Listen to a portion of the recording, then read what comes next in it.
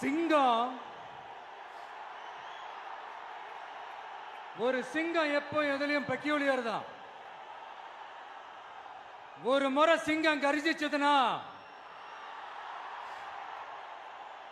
அந்த சவுண்ட்ல ஒரு 8 கிலோமீட்டருக்கு சும்மா அதிரும், எல்லா திசைகளும் அதிரும். அப்படிப்பட்ட அந்த சிங்கம் வேட்டைக்கு மட்டும்தான் வெளியில வரும், வேடிக்கை பார்க்கறதுக்கெல்லாம் வெளியில வராது.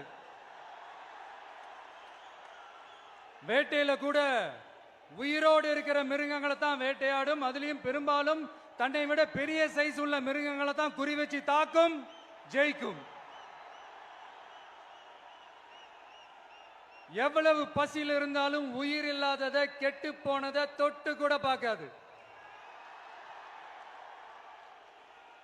அப்படிப்பட்ட அந்த சிங்கம் அவ்வளவு ஈஸியா எதையும் தொடாது, தொட்டா விடாது. காட்டோட 4 பக்கமும் மார்க்கிங் மை டெரிட்டரின்னு தன்னுடைய பவுண்டரியை தானே வகுக்கும். அப்படிதான் அந்த காட்டையே தன்னோட கண்ட்ரோல்ல வச்சிருக்கும். சிங்கத்துக்கு கூட்டத்தோட இருக்கிறதுக்கும் தெரியும், தனியா இருக்கிறதுக்கும் தெரியும். அப்படியே தனியா வரணும்னு நினைச்சாலும் அஞ்சாம அலட்டிக்காம சும்மா கெத்தா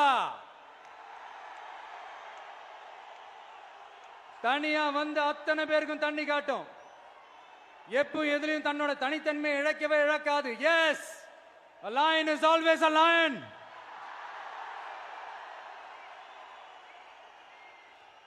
There are so many jackals and other animals in the forest, but there will be only one lion. And even if it is single, it will be the king of jungle. It is not only a description but also a clear declaration. சிங்கத்தை பத்தி பேசிட்டு நம்ம சிங்க குட்டிகளையும் சிங்க பெண்களையும் பத்தி நம்ம பேசாம இருக்க முடியுமா? அவங்களை எப்படி நான் மறப்பேன்? அவங்க தான் என்னுடைய உயிராச்சே. என் நெஞ்சில் கொடியிருக்கும்.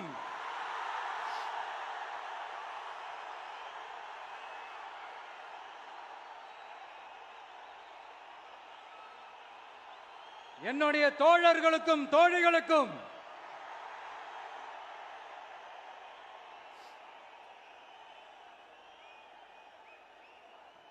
நேர்ல வர முடியாத சூழல்ல வீட்டில் இருந்துகிட்டே நம்மளோட இந்த மாநாட்டில் நேரலை வாயிலாக கலந்துகிட்டு இருக்கிற என்னுடைய அம்மாக்கள், அக்கா தங்கைகள், அண்ணன் தம்பிகள், நண்பர்கள் அனைவருக்கும் என்னோட உயிர் வணக்கம்.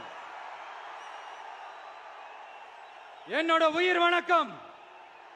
என்னோட உயிர் வணக்கம்.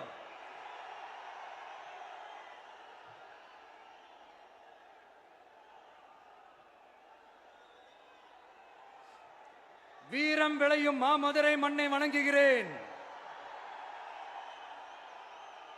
இந்த மதுரைனாலே உடனே ஞாபகத்துக்கு வரது சீறி பாஞ்சி துள்ளி குதிக்கிற யாருக்கும் அடங்காத காளைகள் விளையாடுற அலங்காநல்லூர் ஜல்லிக்கட்டு தான். நம்ம வைகை ஆறுதான். அழகர் ஆத்துல இறங்குற வைபவம். மதுரை மீனாட்சி அம்மன். இந்த மண்ணோட உண்மையான குணம் உணர்வு பூர்வமான மண் இது. அது மட்டும் இல்ல, இந்த மண்ணில் வாழ்ற மக்களும் அப்படித்தான் உணர்வு பூர்வமான ஆளுங்க. நான் இந்த மண்ணில் கால் எடுத்து வச்ச உடனே ஒரே ஒருத்தரை பத்தி தான் மனசுக்குள்ள ஓடிக்கிட்டே இருந்தது. அவர் யாருன்னு உங்களுக்கும் தெரிஞ்சிருக்கும். சினிமானாலும் சரி, அரசியல்னாலும் சரி, நமக்கு ரொம்ப ரொம்ப பிடிச்சது புரட்சி தலைவர் எம்ஜிஆர் அவர்கள் தான். அவரோட பழகிறதுக்கு எனக்கு வாய்ப்பு கிடைக்கல. ஆனா அவரை மாதிரியே குணம் கொண்ட என்னுடைய அண்ணன் புரட்சி கலைஞர் கேப்டன் விஜயகாந்த் அவர்களோட பழகிறதுக்கு எனக்கு நிறையவே வாய்ப்பு கிடைச்சது. அவரும் இந்த மதுரை மண்ணை சேர்ந்தவர் தானே, அவரை மறக்க முடியுமா?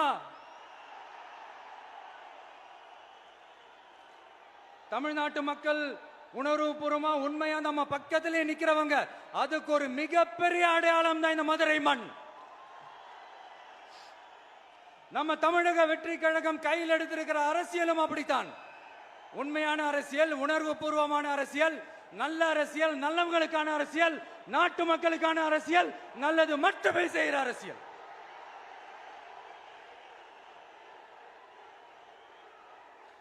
இதோ நம்மளுடைய இந்த இரண்டாவது மாநில மாநாடு வாகை சூடும் வரலாறு திரும்புகிறது.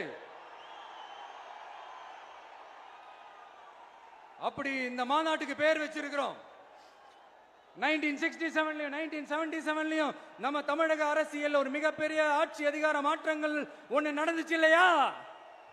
அதே மாதிரிதான் அடுத்த வருஷம் 2026ல அப்படி ஒரு வரலாறு திரும்ப போகுதுன்னு உறுதியா சொல்றதுக்கான மாநாடு தான் நம்மளோட இந்த இரண்டாவது மாநில மாநாடு.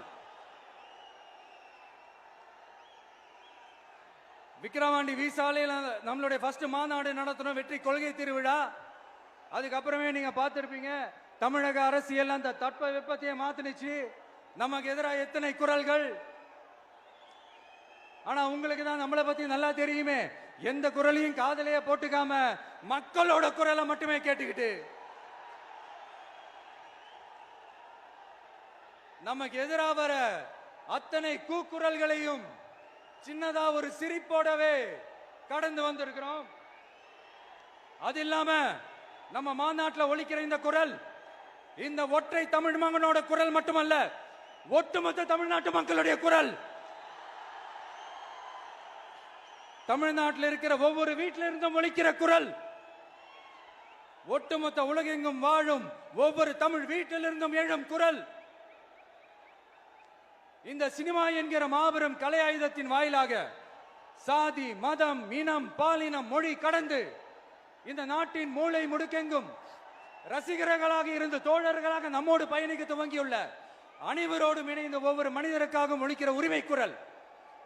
மாநில உரிமைக்காக, பெண் உரிமைக்காக, சமூக நீதிக்காக, சமநீதிக்காக, மதச்சார்பின்மைக்காக உண்மையா ஒலிக்கிற குரல். அதனால் இந்த குரலுக்கு எதிராக இன்னும் இன்னும் எத்தனை எத்தனை குரல்கள் வந்தாலும் ஓங்கி ஒலிக்குமே தவிர ஒரு நாளும் ஓயவே ஓயாது. Yes, it is an unstoppable voice, an unstoppable force.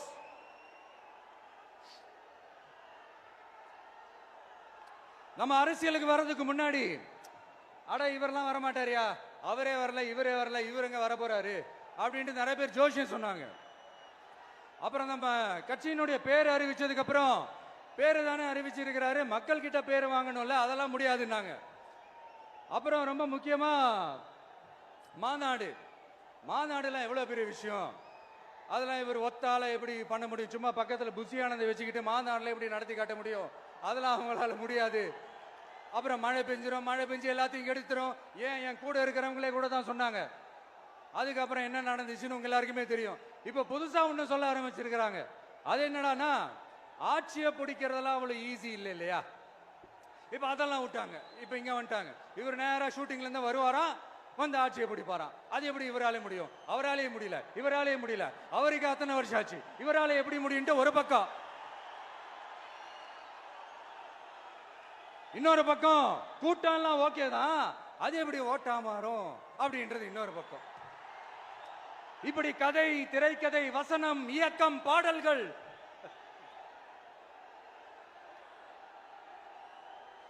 அதனால இந்த அரசியல் ஆய்வாளர்களுக்கு நான் சொல்றதெல்லாம் ஒன்னேதான், நல்லா கேட்டுக்கங்க. இந்த விஜய் ஏதோ இந்த பல லட்சம் பேர் கூடுற கூட்டத்தில் மட்டுமே இருக்கிறாரு அப்படின்னு மட்டும் தப்பு கணக்கு போட்டாதீங்க. ஏன்னா நம்மளுடைய இந்த கூட்டம் வெறும் ஓட்டா மட்டும் இல்லைங்க, வரப்போற தேர்தலில் மக்கள் விரோத ஆட்சியாளர்களுக்கு நாம வைக்க போற வேட்டா, நம்மளை கோட்டைக்கு அனுப்ப போற ரூட்டா இருக்க போதுன்னு சீக்கிரமாவே தெரிஞ்சுப்பீங்க. ஏன்னா கோடிக்கணக்கானவங்களோட ஹார்ட்லயும் வீட்லயும் ஏற்கனவே ஆல்ரெடி உயிரா, உணர்வா, உறவா இருக்கிறோம். நம்மளுடைய கனெக்ட் எல்லாம் வெறும் மக்களோட மட்டும்தான். நாம யாருன்னு அவங்களுக்கு தெரியும், அவங்க யாருன்னு நமக்கு தெரியும். நாமளும் நம்ம மக்களும் எப்படி இருக்கிறோம்னு எதிரிங்களுக்கு நல்லாவே தெரியும். இருந்தாலும் இந்த விஜய் எதுக்குப்பா வந்திருக்கிறாரு, இவர் என்ன புதுசா என்ன திட்டம்லாம் சொல்லிட்டாரு அப்படின்னு வேற நிறைய கேள்விகள். இந்த சொல்றேன் தெரிஞ்சுக்கங்க. பெண் குழந்தைகள், பெண்கள் மற்றும் வயசானவங்களோட பாதுகாப்புல தான் நம்ம பிரையாரிட்டியே. அடுத்து இளைஞர்கள், உழவர்கள், உழைப்பாளர்கள், நெசவாளர்கள், மீனவர்கள், ஆதரவற்ற முதியோர்கள், மாற்றுத்திறனாளிகள், மூன்றாம் பால் இனத்தவர்கள்னு இன்னும் இங்க யாருக்கெல்லாம் கவர்மெண்டோட ஒரு ஸ்பெஷல் அட்டென்ஷன் தேவையோ அவங்க எல்லாருக்குமான ஒரு கவர்மெண்ட் அமைக்கிறது தான் நம்ம இலக்கே. நான் ஏற்கனவே சொன்னதை தான் நான் திரும்பவும் சொல்றேன். நம்மளுடைய இந்த தமிழக வெற்றி கழகம் ஏதோ அரசியல் ஆதாயத்துக்காக தொடங்கப்பட்ட கட்சியெல்லாம் கிடையாதுங்க. கொள்கை கோட்பாடுகளோடு தந்தை பெரியார், பெருந்தலைவர் காமராஜர், அண்ணல் அம்பேத்கர், வீரமங்க வேலு நாச்சியார், மக்கள் சேவகர் அஞ்சலை அம்மாள், நம்மளுடைய 5 கொள்கை தலைவர்களோட வழிகாட்டுதல்களோடு தொடங்கப்பட்ட கட்சி. நம்ம ஸ்டாண்ட்ல நாம எப்பவுமே ஸ்ட்ராங்கா தாங்க இருக்கிறோம். அதுல எந்த மாற்றத்துக்கோ எந்த சமரசத்துக்கோ துளி கூட இடமில்லை. நம்மளுடைய ஒரே கொள்கை எதிரி பாஜக தான். நம்மளுடைய ஒரே அரசியல் எதிரி திமுக தான். எப்படி? நம்மளுடைய ஒரே கொள்கை எதிரி, நம்மளுடைய ஒரே அரசியல் எதிரி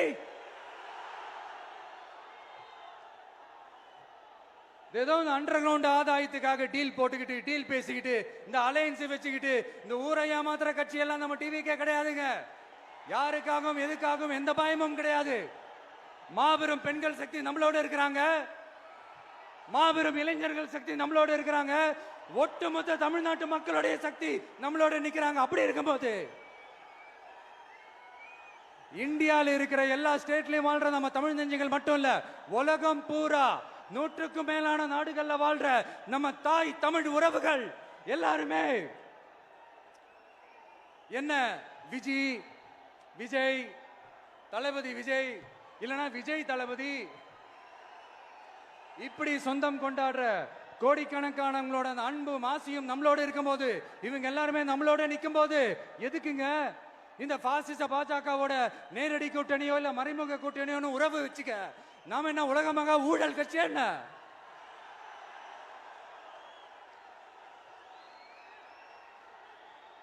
நம்மளை பத்தி சின்னதா ஒரு உண்மை ஒண்ணு சொல்லலாமா?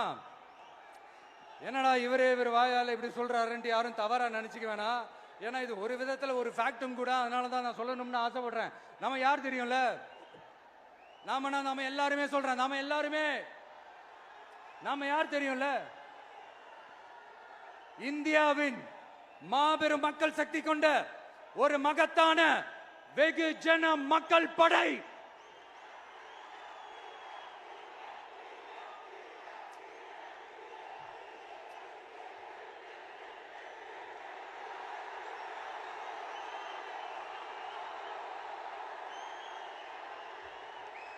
அதனால நம்ம தலைமையில நாம அமைக்க போற இந்த உண்மையான மக்களாட்சிக்கான அச்சாரமாக மாபெரும் மக்கள் சக்தியை அணி அணியாக நம்மளோட திரண்டு நிக்கிறப்போ இந்த அடிமை கூட்டணியில சேர வேண்டிய அவசியம் நமக்கு இருக்குங்க.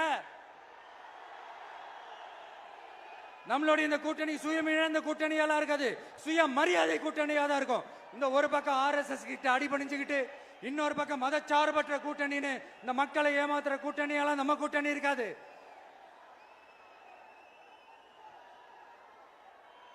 நான் இப்பவும் சொல்றேன், நம்மளை நம்பி வர்றவங்களுக்கு ஆட்சியிலும் அதிகாரத்திலும் உறுதியாக பங்களிப்பு செய்யப்படும். உடனே இந்த கேள்விகள்லாம் வரும்.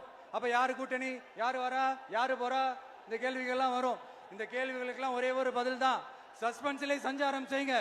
ஆனா ஒண்ணு, 2026ல 2 பேருக்கு நடுவுல தான் போட்டியே. ஒன்னு TVK, இன்னொன்னு DMK. இந்த போட்டி எப்படி இருக்க போதுன்னா, இந்த அலையன்ஸை வச்சு எப்படியாவது நம்ம தப்பிச்சிடலாம். என்ன இந்த பழைய இந்த மேத்தமேட்டிக்ஸ், அரித்மேட்டிக்ஸ் இதெல்லாம் வச்சு எப்படியாவது நம்ம தப்பிச்சிடலாம் அப்படின்னு நினைக்கிறவங்களோட அந்த கனவு ஒரு நாளும் மைப்படாது. சரி, இப்ப நம்ம வேற ஒரு ஏரியாவுக்கு ஒண்ணு வருவோம். எதிர்காலம் வரும், என் கடமை வரும், இந்த கூட்டத்தின் ஆட்டத்தை ஒழிப்பேன்.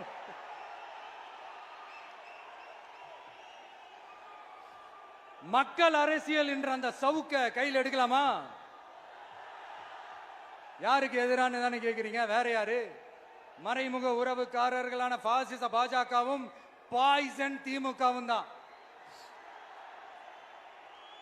மாண்புமிகு பிரதமர் நரேந்திர மோடிஜி அவர்களே 3வது முறையா ஒன்றியத்தோட ஆட்சி அதிகாரத்தை நீங்க தானே கையில் வச்சிருக்கிறீங்க. இல்ல நாங்க தெரியாம தான் கேட்கிறோம். நீங்க ஆட்சிக்கு வந்தது ஒட்டுமொத்த மக்களுக்கும் நல்லது செய்யவா, இல்ல நம்மளுடைய இந்த இஸ்லாமிய நண்பர்களுக்கும் இஸ்லாமிய தோழர்களுக்கும் எதிராக சதி செய்யவா?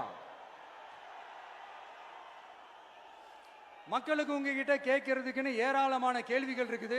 அதனால அவங்க சார்பா அவங்கள ஒருத்தனா அவங்களோட ஒரு உண்மையான ஒரு பிரதிநிதியா உங்ககிட்ட சில கேள்விகள் கேட்கணும். மிஸ்டர் பிரைம் மினிஸ்டர் அவர்களே, நம்ம தமிழ்நாட்டு மீனவர்கள் கிட்டத்தட்ட ஒரு 800 பேருக்கு மேல இலங்கை கடற்படையால தாக்கி அழிக்கப்பட்டிருக்கிறாங்க. அதை கண்டிக்கிறதுக்காக உங்களை பெருசா எதுவும் செய்ய சொல்லல, சின்னதா ஒண்ணு மட்டும் செஞ்சு கொடுங்க. இனிமேலாச்சும் எங்களுடைய மீனவர்கள் பாதுகாப்பா இருக்கிறதுக்காக இந்த கச்சத்தீவை இலங்கை கிட்ட இருந்து மீட்டு கொடுத்துருங்க, அது போதும். உங்களுடைய இந்த முரட்டு பிடிவாதத்தால நீங்க நடத்துற இந்த நீட்டு தேர்வு, அதனால இங்க என்னென்ன நடக்குதுன்னு சொல்றதுக்கே மனசு வலிக்குது. அதனால அந்த நீட்டு தேர்வு தேவையில்லைன்னு அறிவிச்சிருங்க, அது போதும். செய்வீர்களா திரு நரேந்திரபாய் தாமோதர் மோடிஜி அவர்களே? எங்களுக்கு என்னென்ன தேவையோ என்னென்ன நல்லதோ அதெல்லாம் செய்ய மாட்டேங்கிறீங்க. ஆனா ஆட்சி அதிகாரத்தை மட்டும் கையில வச்சுக்கிட்டு மக்களை ஏமாத்த நேரடியாக ஒரு பாசிச பாஜக அடிமை கூட்டணி ஒண்ணு. அடுத்து உங்களோட இந்த மைனாரிட்டி ஆட்சியை ஓட்டுறதுக்காக மறைமுகமாக RSS அடிமை குடும்பம்னு இன்னொரு கூட்டணி. இப்படி மக்கள் சக்தியே இல்லாத இந்த ஊழல் கட்சிகளை மிரட்டி அடிபணிய வச்சு 2029 வரைக்கும் சொகுசு பயணம் போயிடலாம்னு திட்டம் தீட்டி வச்சிருக்கிறீங்க. அதானே ஜி? என்ன ஜி? ஒண்ணு மட்டும் சொல்றேன், தெரிஞ்சுக்கங்க. என்னதான் நீங்க இந்த நேரடி மறைமுக கூட்டணின்னு குட்டிகரணம் போட்டாலும் தாமரை இலையில தண்ணியே ஒட்டாது. தமிழக மக்கள் மட்டும் எப்படி ஒட்டுவாங்க?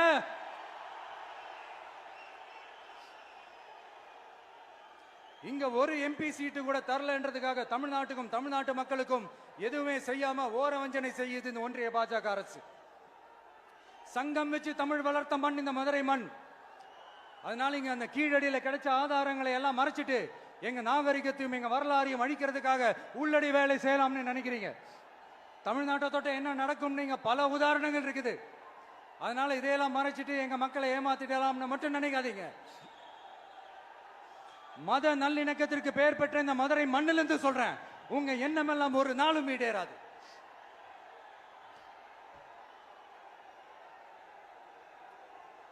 எம்ஜிஆர்னா யார் தெரியும்ல? அவர் மாஸ்னா என்னன்னு தெரியும்ல? அவர் உயிரோடு இருக்கிற வரைக்கும் அந்த CM சீட்டை பத்தி ஒருத்தராலையும் நினைச்சு கூட பார்க்க முடியல, கனவு கூட காண முடியல. எப்படியாவது அந்த CM சீட்டை என்கிட்ட கொடுத்துருங்க, என் நண்பர் எம்ஜிஆர் திரும்ப வந்ததுக்கு அப்புறம் நான் திருப்பி கொடுத்துறேன்னு தன்னோட எதிரியை கூட மக்கள் கிட்ட கெஞ்ச வச்சவர் எம்ஜிஆர். எப்படி கெஞ்ச வச்சவர்?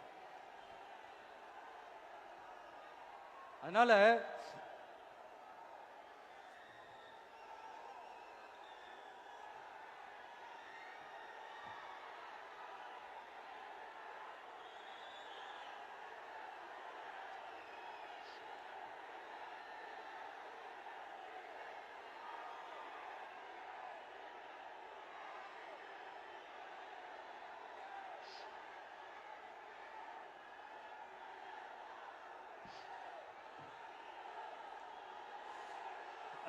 ஆனா இப்போ அவர் ஆரம்பிச்ச அந்த கட்சியை, எம்ஜிஆர் அவர்கள் ஆரம்பிச்ச அந்த கட்சியை கட்டி காக்கிறது யாரு? இன்னைக்கு அந்த கட்சி எப்படி இருக்குது? அதை நான் சொல்லிதான் உங்களுக்கு தெரியணுமா? அப்பாவி தொண்டர்கள் அதை வெளியில சொல்ல முடியாம வேதனையில தவிக்கிறாங்க. 2026 சட்டமன்ற தேர்தலில் யாருக்கு ஓட்டு போடணும், எப்படிப்பட்ட ஆட்சி இங்க அமையணும்னு அந்த அப்பழுக்கற்ற அந்த தொண்டர்களுக்கும் ரொம்ப நல்லாவே தெரியும். அதனால என்ன வேஷம் போட்டுக்கிட்டு பாஜக இங்க தமிழ்நாட்டுக்குள்ள வந்தாலும் அவங்க வித்தை எல்லாம் இங்க வேலைக்கே ஆகாது. இப்படி பொருந்தா கூட்டணியா இந்த பாஜக கூட்டணி இருக்கிறதுனால இப்ப ஆட்சியில இருக்கிற இந்த வெற்றி விளம்பர மாடல் திமுக என்ன செய்யுதுன்னு தெரியும்ல? பாஜகவோட உள்ளுக்குள்ள ஒரு உறவை ஒண்ணு வச்சுக்கிட்டு வெளியில எதிர்க்கிற மாதிரி ஒரு டிராமா ஒண்ணு பண்ணிக்கிட்டு எதிர்கட்சியா இருந்தா போங்க மோடின்னு பலூன் விடுறது, ஆளுங்கட்சியா இருந்தா வாங்க மோடின்னு கொடை பிடிச்சுக்கிட்டு கும்பிடு போடுறது. இது மட்டுமா? ஒரு ரைடுன்னு ஒன்று வந்துட்டா போதும், இது வரைக்கும் போகவே போகாத ஒரு மீட்டிங், அதை காரணம் காட்டி டெல்லிக்கு போறது, அங்க ஒரு சீக்கிரட் மீட்டிங் நடத்துறது. நல்லா நோட் பண்ணணும் மக்களே, அந்த மீட்டிங் அப்புறம் இந்த இஷ்யூ அப்படியே காணாம போயிருக்குமே. அதேதான் அதேதான். Stalin uncle, what uncle is very wrong uncle.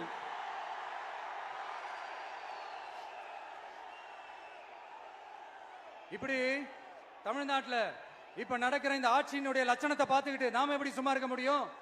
ஒரு தவறு செய்தால், அது தெரிந்து செய்தால், அவர் கபட நாடக மு.க. ஸ்டாலின் அங்கிளாகவே இருந்தாலும், அங்கிள் அங்கிள் உங்களுக்கு மனசாட்சின்னு ஒன்று இருந்துச்சுன்னா நாங்க கேட்கிற கேள்விகளுக்கு மட்டும் கொஞ்சம் பதில் சொல்லுங்க அங்கிள். நீங்க நடத்துற இந்த ஆட்சியில நேர்மை இருக்கா? நியாயம் இருக்கா? ஊழல் இல்லாம இருக்கா? சட்டம் ஒழுங்கு சரியா இருக்கா? பெண்களுக்கு பாதுகாப்பு இருக்கா? பொதுமக்களுக்கு பாதுகாப்பு இருக்கா? இயற்கை வளங்களுக்கு பாதுகாப்பு இருக்கா? சொல்லுங்க மை டியர் அங்கிள், சொல்லுங்க. டாஸ்மாக்ல மட்டுமே இது வரைக்கும் 1000 கோடிக்கு மேல ஊழல்னு சொல்றாங்க. அதுல மட்டுமா தப்பு நடக்குது? வேற எதுல தான் நடக்கல? உலகத்திலே மிஸ்டர் கிளீன் ரெக்கார்ட்ஸ் எல்லாம் உங்களுக்கும் உங்க கூட இருக்கிறவங்களுக்கும் மட்டும்தான் அங்கிள் கொடுக்கணும். இதை பார்த்து வாயே இல்லாத ஊரு கூட வயிறு வலிக்கு சிரிக்குது. பெண்களுக்கு 1000 ரூபாய் கொடுத்துட்டீங்கன்னா போதுமா அங்கிள்? அப்படியே அது மூடி மறைச்சிடலான்னு பாக்குறீங்களா? படிக்கிற இடத்துல, வேலைக்கு போற இடத்துல, வெளியில போற இடத்துலன்னு அவங்களுக்கு பாதுகாப்பே இல்லைன்னு ஒட்டுமொத்த பெண்களும் கதறாங்க. அந்த கதறல் சத்தம் ஏதாவது உங்க காதுல கேக்குதா அங்கிள்? இதுல வேற உங்க அப்பான்னு கூப்பிடுறாங்கன்னு வேற சொல்றீங்க. What is this uncle? Is very very wrong uncle, is very very wrong. பெண்களுக்கு மட்டுமா பொய் வாக்குறுதி கொடுத்து ஏமாத்துறீங்க? அரசு ஊழியர்கள், ஆசிரியர்களை ஏமாத்துறீங்க, விவசாயிகளை ஏமாத்துறீங்க, பரந்தூர்ல பாதிப்பே வராதுன்னு சொல்லி ஏமாத்துறீங்க, மீனவர்களை ஏமாத்துறீங்க, போதைப் பொருள் கலாச்சாரத்தை ஒழிக்காம ஏமாத்துறீங்க. ஐயோ ஐயோ ஐயோ, very very வஸ்ட் uncle, very very வஸ்ட். எப்படி கேட்டாலும் இவங்க கிட்ட இருந்து எந்த பதிலும் வரப்போறதில்லை. ஏன்னா இருந்தா தானே. இப்ப ஆட்சியில இருக்கிற நம்மளுடைய அங்கிள் பதில் சொல்றது இருக்கட்டும். மக்களை நீங்க சொல்லுங்க, நீங்க உண்மையை சொல்லுங்க. செய்வோம் செய்வோம் செய்வோம் செய்வோம்னு சொன்னாங்களே, சொன்னதெல்லாம் செஞ்சாங்களா? உங்களை தான் கேக்குறேன், சொன்னதெல்லாம் செஞ்சாங்களா? சத்தமா சத்தமா மை டியர் அங்கிள், கேக்குதா? மக்களோட சத்தம் கேக்குதா? இது வெறும் சாதாரணமான முழக்கம் தான். கூடிய சீக்கிரம் மக்களை போய் சந்திக்க போறேன், அவங்களோட மனசு விட்டு பேச போறேன். அதுக்கப்புறம் இந்த சாதாரணமான முழக்கம் இடி முழக்கமா மாறும். அத்தோட நிக்காது. அந்த இடி முழக்கம் தமிழ்நாட்டோட போர் முழக்கமா மாறும். அந்த போர் முழக்கம் உங்களை ஒரு நிமிஷம் கூட தூங்க விடாது. நடக்குதா இல்லையான்னு பாருங்க. என்னடா இவன் இவ்வளவு ஸ்ட்ராங்கா சொல்றானேன்னு பாக்குறீங்களா? எல்லாரும் கட்சி ஆரம்பிச்சதுக்கு அப்புறம் தான் ஒவ்வொரு வீட்டுக்குள்ளேயும் போறதுக்கு ட்ரை பண்ணுவாங்க. ஆனா நாங்க அப்படி இல்லை. ஒவ்வொரு வீட்டுக்குள்ளேயும் போனதுக்கு அப்புறம் தான் கட்சியாவே ஆரம்பிச்சிருக்கிறோம்.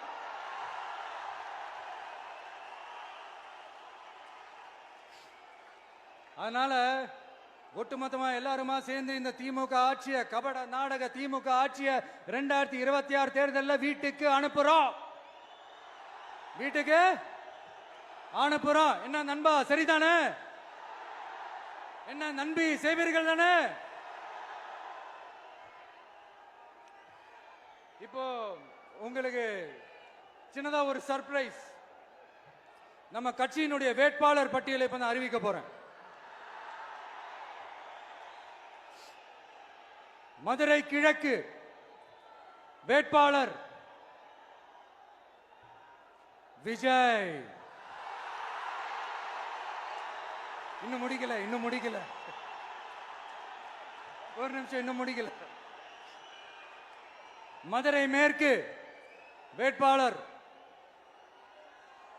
விஜய். மதுரை மத்தி வேட்பாளர் விஜய். மதுரை தெற்கு வேட்பாளர் விஜய். மதுரை வடக்கு வேட்பாளர் விஜய். மேலூர் விஜய். சோழவந்தான் விஜய். திருப்பரங்குன்றம் விஜய். திருமங்கலம் விஜய். உசிலம்பட்டி விஜய்.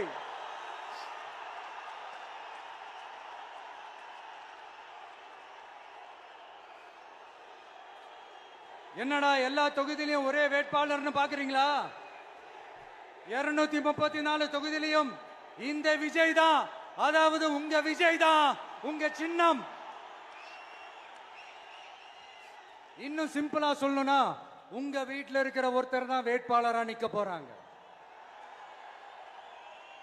அந்த வேட்பாளரும் நானும் வேறு வேறு இல்லை. நீங்க அவருக்கு ஓட்டு போட்டீங்கன்னா எனக்கு ஓட்டு போட்ட மாதிரி, இந்த முகத்துக்காக நீங்க ஓட்டு போட்டீங்கன்னா உங்க வீட்டில் இருக்கிற உங்களுடைய வேட்பாளர் ஜெயிச்ச மாதிரி. என்னடா இவர் ஏதோ ஓவரா சொல்றாருன்னு நினைக்க வேணாம். பிராக்டிக்கலா அப்படிதான் இருக்கும், அப்படிதான் இருக்கணும். நீங்களும் அப்படிதான் நினைப்பீங்கன்னு நான் நம்புறேன். ஏன்னா இது நம்மளை விட நம்ம எதிரிங்களுக்கு இன்னும் நல்லாவே தெரியும். அதனால எல்லாம் இந்த அதிகார பலம் எல்லாத்தையும் தூக்கிட்டு வந்துருவாங்க. வரட்டும், பாத்துக்கலாம். TVK will take it, TVK will meet it, TVK will compete with it and TVK will conquer it, TVK will conquer it.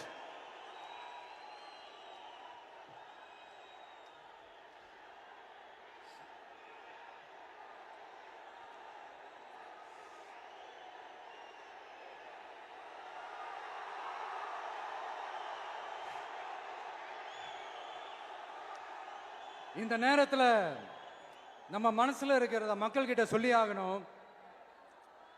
Thoothukudi ஸ்னோலினோட அம்மா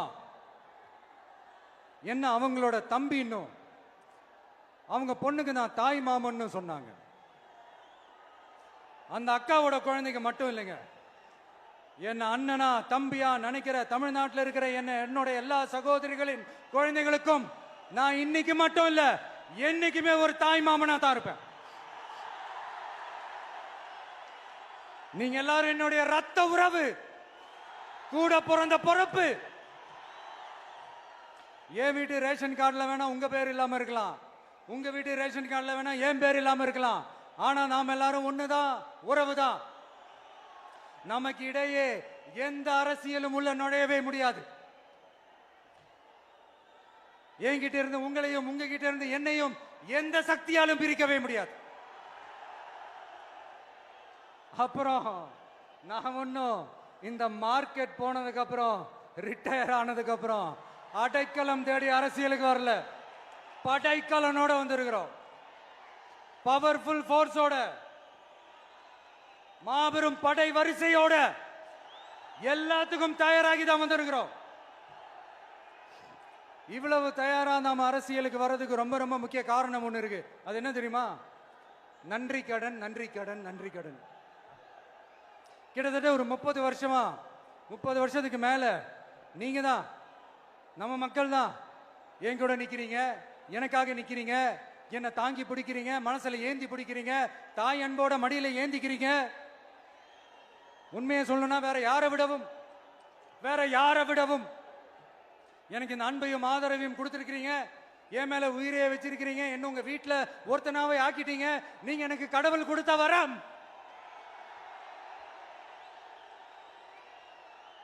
உலகம் பூரா நமக்காக நம்ம கூட நிக்கிற நம்ம மக்களை நான் எப்படி மறப்பேன்? நான் என் லைஃப்ல ரொம்ப உயிரா நினைக்கிறது பெண்களை, குழந்தைங்களை, இளைஞர்களை, உழைக்கிற மக்களை தான். இவங்க தான் நம்மளோட வகைரா. இதை பார்த்து தான் நம்மளோட எதிரிகளுக்கு பத்தி எரியுது. அதுக்காக நாம் என்ன செய்ய முடியும்? அதனால நம்ம உறவுகளை, சொந்தத்தை, வகைராவை யாருக்காகவும் எதுக்காகவும் விட்டு கொடுக்க முடியாது இல்லையா? Here at this moment among this August gathering, I want to open my heart and say I enjoy people, I respect people, I worship people.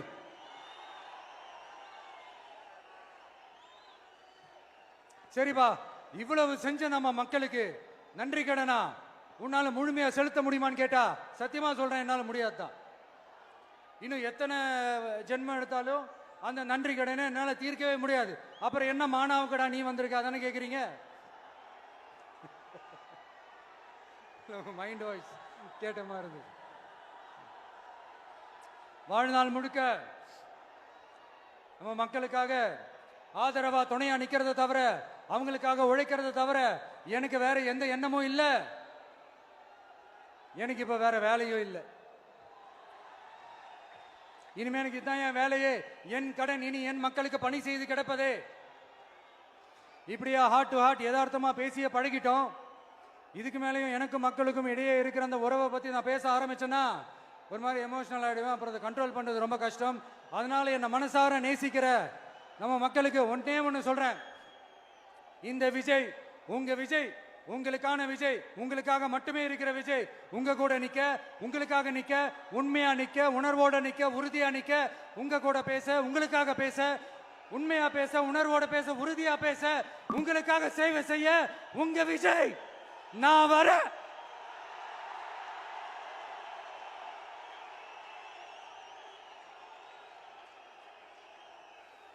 சொல்லல முக்கியம், செயல் செயல் செயல் தான் முக்கியம்.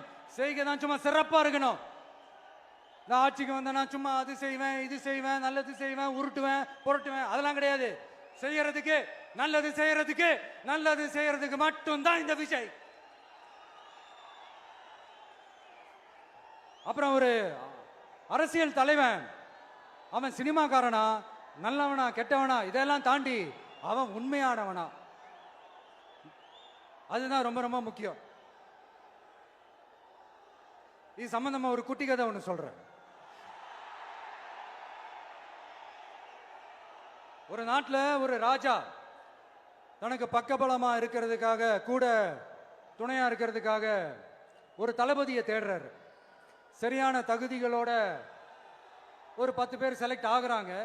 ஆனால் அதில் ஒருத்தர் மட்டும் தான் செலக்ட் பண்ணணும். அதனால அந்த ராஜா என்ன பண்றாருன்னா ஒரு டெஸ்ட் வைக்கிறார். அந்த 10 பேர் கையிலையும் விதை நெல்லை கொடுத்து இதை நல்லா வளர்த்து கொண்டு வாங்க, ஒரு 3 மாசம் கழிச்சு வாங்கன்னு சொல்லி அனுப்பி வச்சிடுறாரு. 3 மாசம் கழிச்சு வரும்போது அதில் ஒருத்தர் ஆளு உயரத்துக்கு வளர்த்துருந்தாரு, ஒருத்தர் தோல் உயரத்துக்கு வளர்த்துருந்தாரு. அதில் ஒரு 9 பேரும் நல்லா வளர்த்து கொண்டு வந்திருந்தாங்க. ஒருத்தர் மட்டும் வெறும் தொட்டியோடவே வந்தார். என்னன்னு கேட்டதுக்கு, நானும் தண்ணி ஊற்றி ஊற்றி பார்க்குறேன், உரம் வச்சு வச்சு பார்க்குறேன், வளரவே மாட்டேங்குது ராஜா, என்ன பண்ணுறதுன்னு தெரியலன்னு சொன்னதுக்கு ராஜா அவரை கட்டி அணைச்சிக்கிட்டு, இனிமே நீதான் என்னுடைய தளபதி, எல்லா அதிகாரமும் உனக்கு தான் சொன்னார். ஏன்னா அந்த 10 பேர் கையிலையும் ராஜா கொடுத்தது அவித்த விதை நெல், அது முளைக்கவே முளைக்காது. அந்த 9 திருட்டு பயலும் என்ன பண்ணியிருக்காங்கன்னா வேற விதை நெல்லை வாங்கி அதை வளர்த்துட்டு ராஜாவையும் மக்களையும் ஏமாத்திருக்கிறாங்க. ஆனா இவர் மட்டும் உண்மையை போட்டு உடைச்சிட்டார். அதனால ஒரு நாட்டுக்கு திறமை எந்த அளவுக்கு முக்கியமோ அந்த அளவுக்கு உண்மையும் நேர்மையும் முக்கியம். இப்போ நீங்க எல்லாரும் தான் அந்த ராஜா. நீங்க தேர்ந்தெடுக்க போற அந்த தளபதி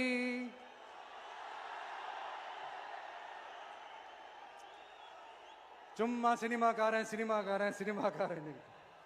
அம்பேத்கர் அவர்களை தோக்கடிச்சது சினிமாக்காரன் இல்ல, அரசியல்வாதி. காமராஜர் அவர்களை தோக்கடிச்சது, இங்க விருதுநகர் பகுதியில் தோக்கடிச்சது சினிமாக்காரன் இல்ல, இன்னொரு அரசியல்வாதி. இன்னைக்கும் நம்ம கூட வாழ்ந்துட்டு இருக்கிற நல்ல கண்ணு ஐயாவை தோக்கடிச்சது சினிமாக்காரன் இல்ல, அரசியல்வாதி. இப்படிப்பட்ட நல்ல நல்ல தலைவர்களை எதிர்த்து நின்று தோக்கடிக்கணும்னு அந்த எண்ணத்தை உருவாக்குனது சினிமாக்காரன் இல்ல, அரசியல்வாதி. அதனால எல்லா அரசியல்வாதியும் அறிவாளியும் கிடையாது, எல்லா சினிமாக்காரனும் முட்டாளும் கிடையாது. கான்பிடண்டா இருங்க, நல்லதே நடக்கும், வெற்றி நிச்சயம். மீண்டும் சந்திக்கும் வரை நன்றி, வணக்கம்.